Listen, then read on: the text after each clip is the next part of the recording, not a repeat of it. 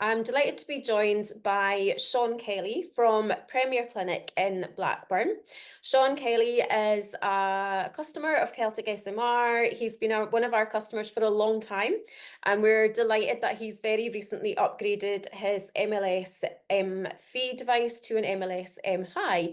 And I'm going to pick his brain a little bit today about why he's done that. So, hi, Sean. Thanks Hi. for jumping on this video call. We're very close after New Year, so appreciate your time today when we're all just kind of getting our heads back in the game. So you've used, I know, a lot of different devices in your clinic kind of across the years. What is it that you like about the MLS devices?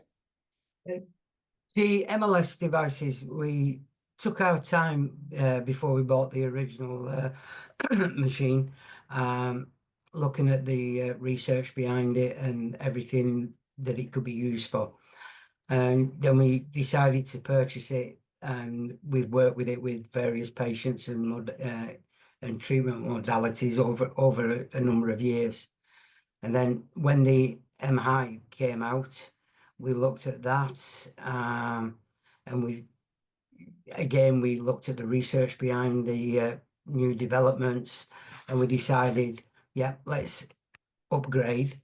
We still have the old laser machine, and we still use that in another clinic room, because one of the issues was if we had two patients in and we wanted the laser, we were struggling, so we decided to keep the old one as well. The newer version, it's much more user friendly. Okay. You don't Can have you to, explain that a little bit more? Like, how do you find it more user friendly? What appeals to you about it? because it's just a touch screen and you can just pull up tendinopathies. It doesn't necessarily start going through Achilles or the patellofemoral or whatever. You don't have to choose. You can just choose tendinopathies, Yeah, so it's and simplified. it's more simplified. And you Yeah. can change um, the Parameters. the parameter. That's the word I was thinking of. But you can change the parameters according to how your patient is feeling with the treatment. So we use it. We use both of them uh, in conjunction with shockwave, because we have focused and radial shockwave at the clinic, Okay. and we also have got an ultrasound scanner from Celtic as well. So we're quite, you know, Yeah. clinically orientated for Yeah. diagnostics. Yeah. So we're not guessing at things or based on clinical evidence. We're using the scanners, the ultrasound scan to locate tendinopathies or Yeah. any further issues. And that gives us an indication of whether we stick with just shockwave or we use combination treatments with the laser or we Yeah. just stick with laser. Yeah, yeah, perfect. So that's probably a deeper conversation that we could have. You know, it's really interesting to hear that you're using ultrasound to diagnose and also to determine which modality that you're going to use. So I wonder if just really briefly, if you could cover what it is that you would find on a scan that would help you figure out which modality is going to be the one of choice. Well, we use the ultrasound scan. Classics are trochanteric bursitis, um, um, what's the impingement syndrome with the shoulders, Yeah. um, Achilles. Hmm. You can having the ultrasound scan gives you that definitive. Yeah, it is an Achilles tendinopathy, Yeah. or it's a trochanteric bursitis or AC shoulder Yeah. impingement or a bursa. So you can work once you've got a definitive diagnosis, you can then decide your treatment modality. Yeah, You know, diagnosis is key. We always yeah, say it. You know, you need to know what it is that you're treating before you can even begin yeah. to fathom out a treatment plan.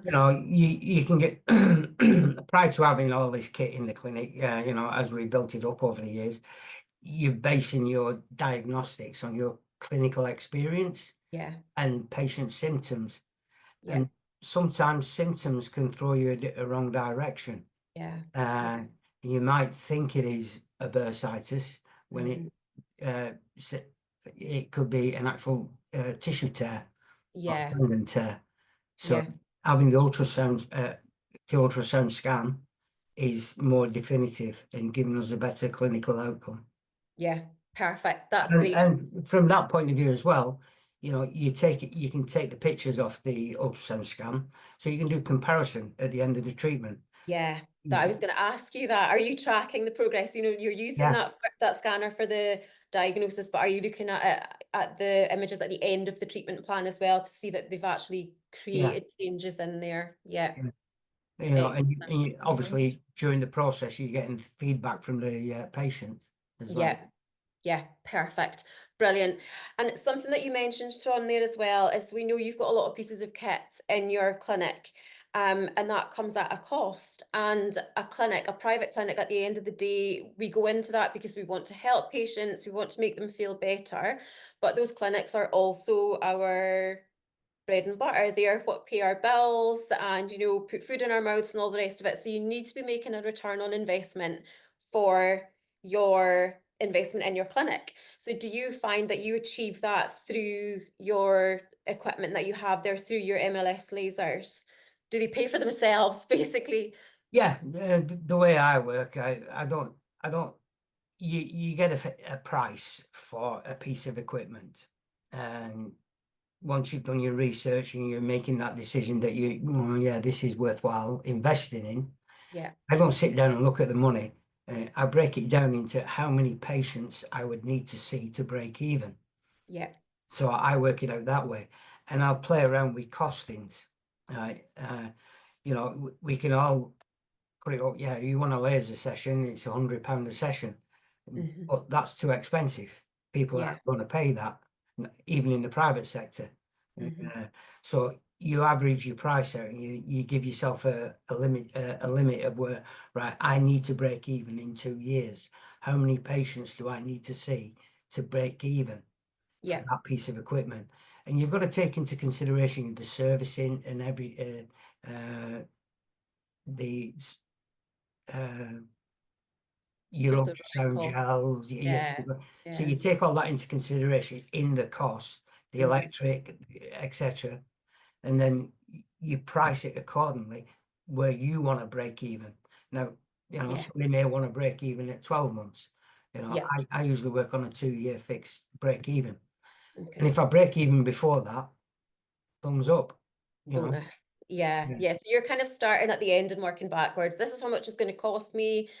And assuming when you're counting back your patients and how many you need to see, you'll break that down further, like maybe into monthly and then weekly, Yeah. so that you really know what you're aiming for then with your marketing. I suppose, you know, how many people do you need to speak to get those patients to come Yeah. in to you for those treatments?